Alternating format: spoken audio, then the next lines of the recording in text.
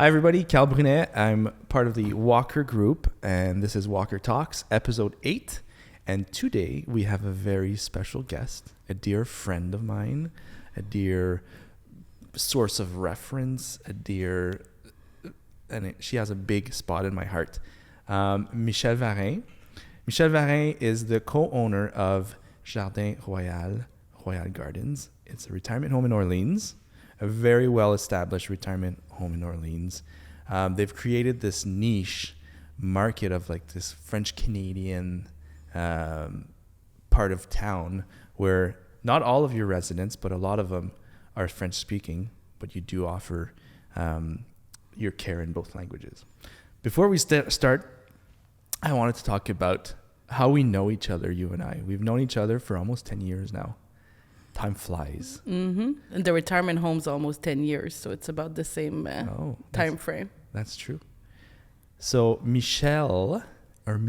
So first of all, we're both French speaking. This is our main language. So we normally converse in French. So doing an English podcast, let's go. Mm-hmm. Let's do get this. It on. So Michelle and I know each other through my wife, Melissa. And we met for the first time at a wedding. Are we really going there? We're going there. So at the time I was part-time bartender at this venue in Rockland called River Rock.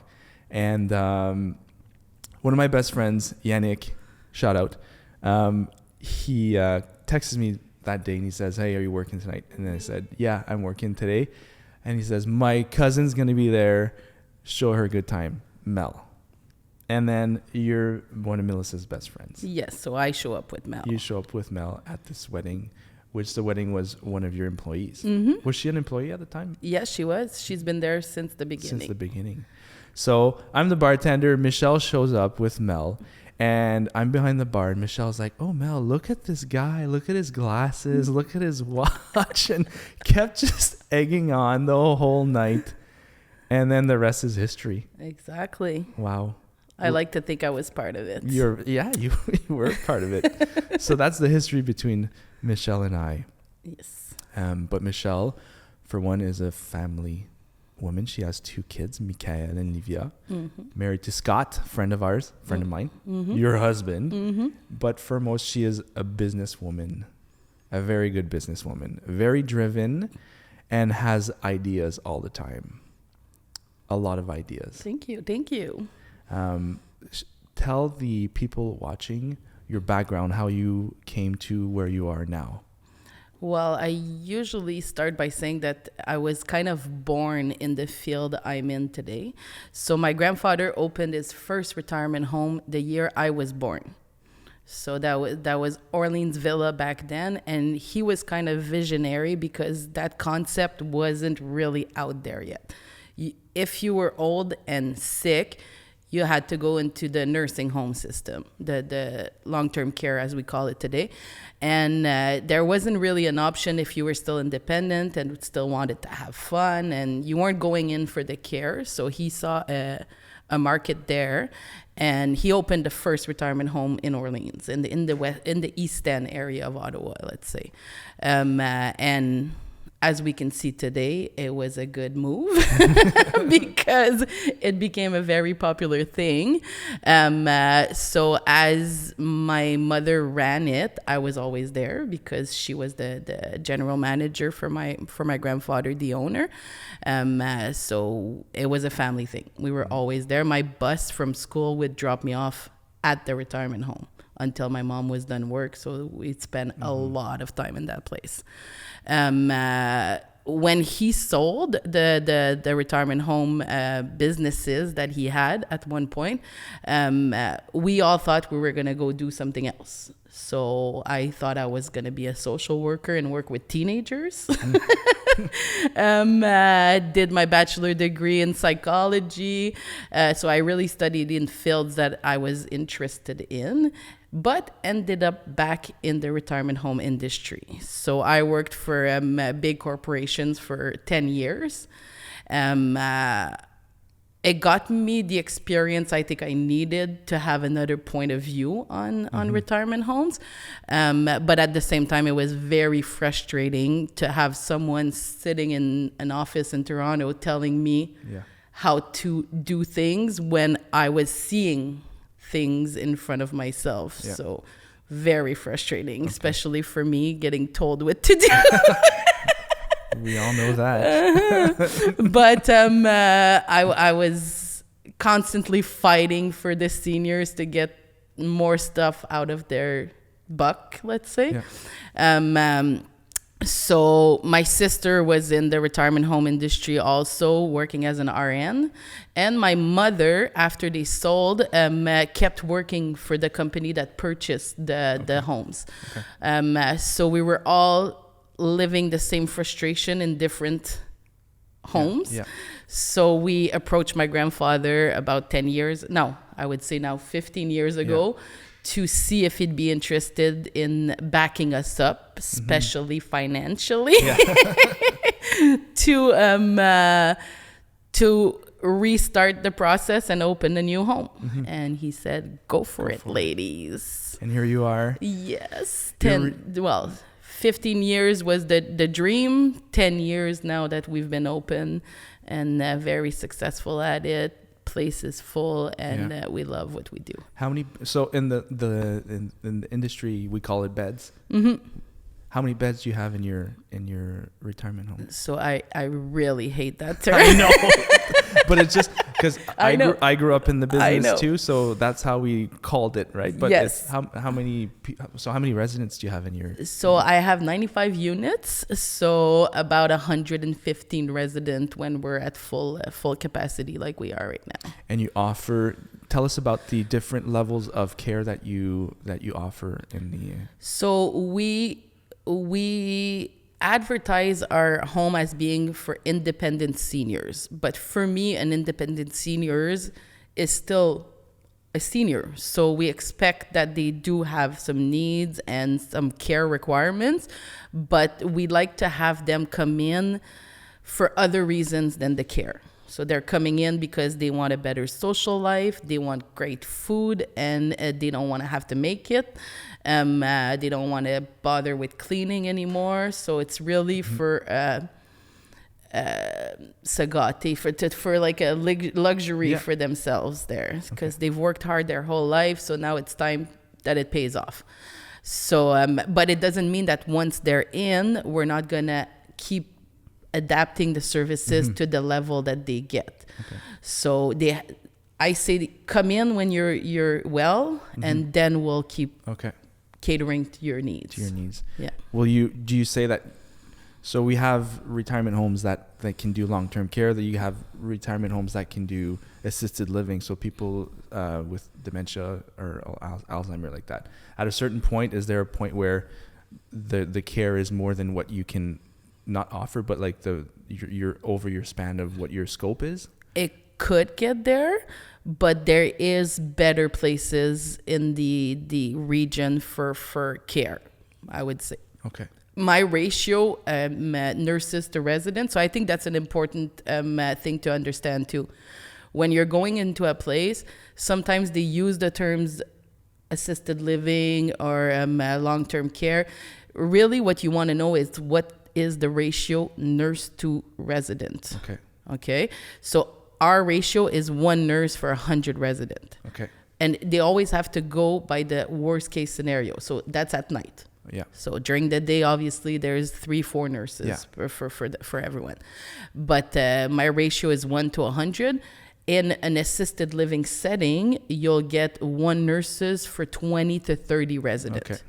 So when you start needing help going to the bathroom and things like that, you're better off in an assisted living. And in a long-term care type of settings, it's 1 to 8. Okay. So then you're really getting the extra care you need. So there is a process there. Hopefully someone moving into Rural Garden will never need that much care. So my goal is always to get them in, and that's their last place to stay. Okay. So you're saying your goal is to get them in. Let's talk a little bit about, because I do the real estate part, you do the next phase, or the end, not the end, but like where they're going to be comfortable for the remaining of their life.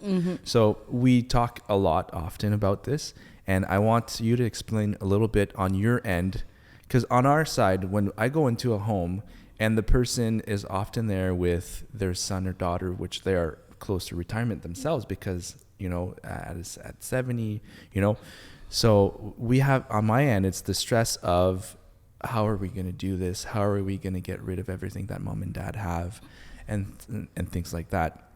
Tell me a little bit about the stressors you have and how you deal with the people coming in to the retirement home. So every day I get tours come in, so people coming to visit the home, they come in, they're tense, they're stressed, they hate that they're there. Yeah. And usually they come out and you can see their shoulders like go down a couple of inches, and they tell me, I'm gonna sleep well tonight. Okay. It's always a good thing to bring them in a retirement home in general. Like, I'm gonna speak about mine, but most are nice places to visit, and it should help to at least go visit a home to break all the stereotypes that they have about those homes. Because a generation ago, when they were looking for these places for their parents, it was nursing homes only. So it was a hospital, basically. So now it's not the same thing. They're paying for a luxury life. So it's completely different. What was it? The transition when they come in, and what type of, like, do you have them with the parents are there with the kids, or, because we have to mention that most people watching this today won't be the residents that are coming into your home tomorrow. They're most likely the son and daughter that have an elderly parent that, in the next 2, 5, 10 years, they may need that type of help, right? So put yourself in the mind frame of a person our age or a little bit older, where how can you help them when they walk in with their parents? So I would say, first thing, convince them to come for a tour. After that, it's really to change the perspective of their parents, for them to understand that they're losing material. They're gonna lose material things. They're gonna lose the home that they've sometimes have been there for 30 years, 40 years, but they're gaining a quality of life. And at that point in their life, that's what should be the focus. Exactly. So they need a good 10 years, 5 years for what they have left, and things is not going to bring them their happiness anymore. Obviously, where I've seen the best transitions is when the kids are very involved. So that's always a good thing. And a good trick too is to offer them a little space in your own home to keep some stuff that they really want to keep. So storage. Storage units, they don't want to go there. Like, they usually are really resistant to paying for place to put their stuff in. But if you offer them a little spot in your home and you say, Mom, you'll have access to this whenever you want. Keep the extra clothes. I'll bring you the winter stuff. So that helps a lot too, because they don't want to get rid of all the pictures and the souvenirs and all the things that are precious to them. So, but the first step is to get them in a home for a visit, because you'll see right away how much better they feel coming out than when they walked in. You, being the person you are, in the industry you are, in the position you are at, you have to have, I assume, a lot of empathy for these people walking in with, like you just said, like, they have a vision of going into a hospital, and at the end of the day, that's not the reality. But you still have to have good empathy for these people, I assume. I think I have it, but even better than that, I know that this concept works. So I don't have problems being that lady that's gonna kind of shake them up and make them go towards that move, because I know they'll thank me in a year.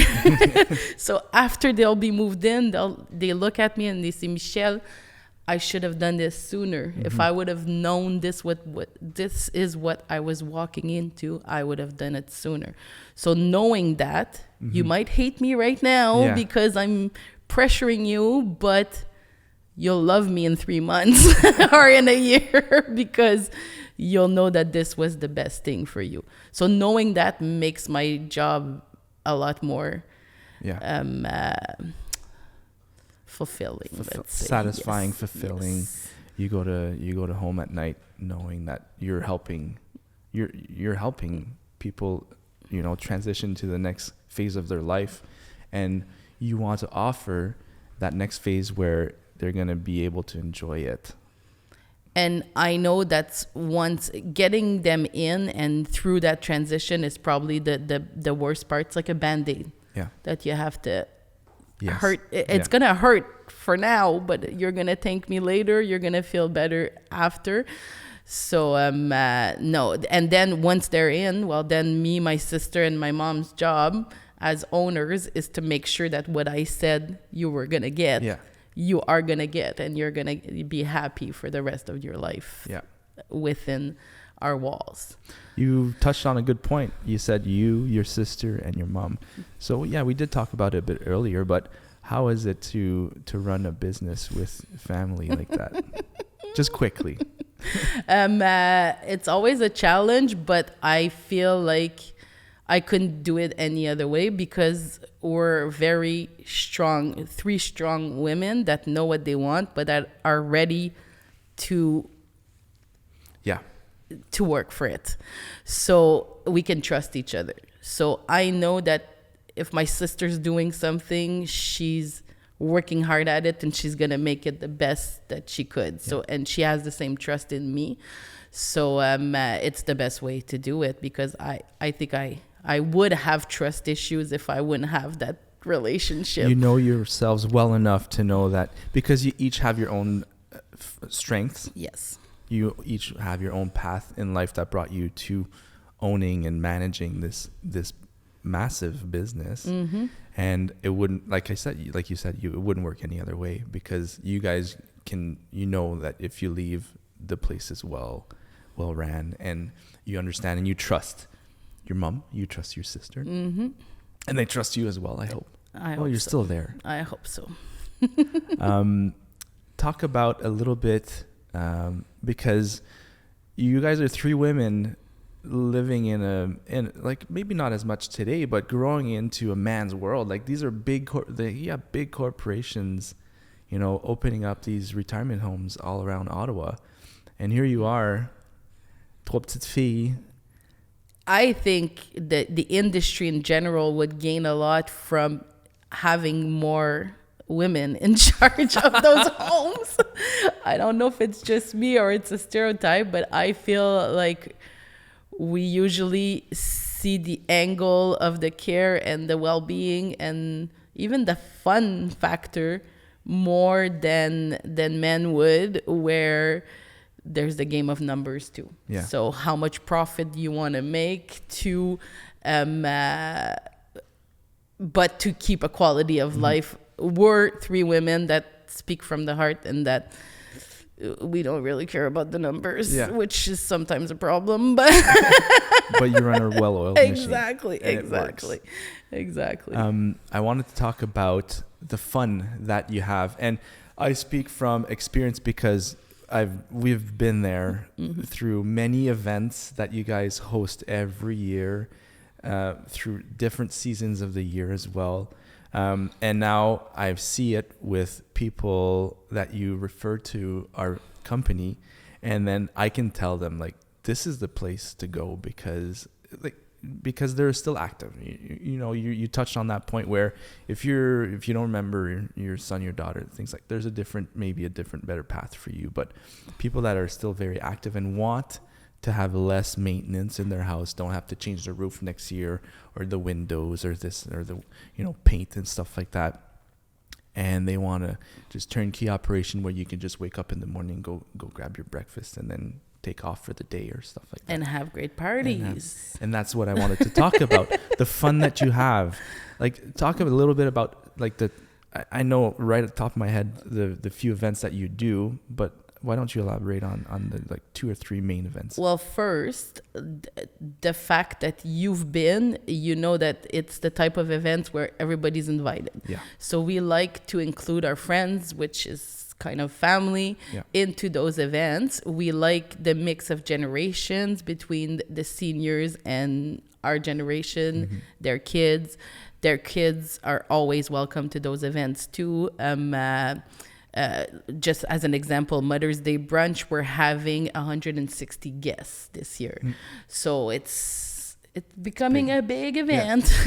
And it fills up. So we could even have more if we'd have more space to have them in. Christmas is always 200 guests. So we like to have their families come and their kids and grandkids and great grandkids are always in the place, and they love being there.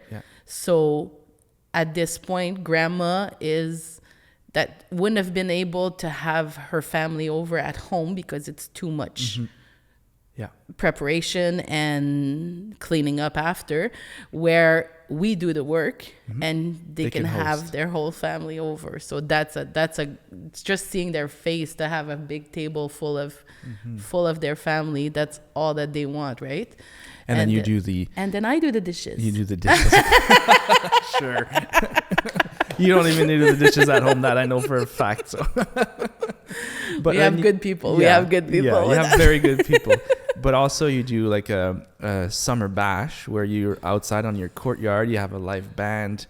And that's a community event. So as I said, the other events were kind of stuck in a way that I can't invite outside people too much because we're full.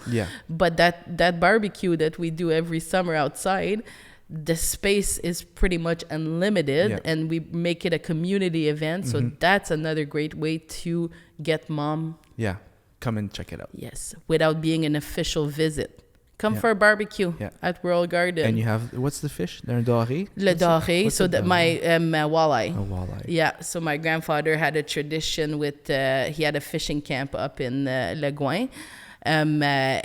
And that type of fish is very popular, especially with that generation because they fished it.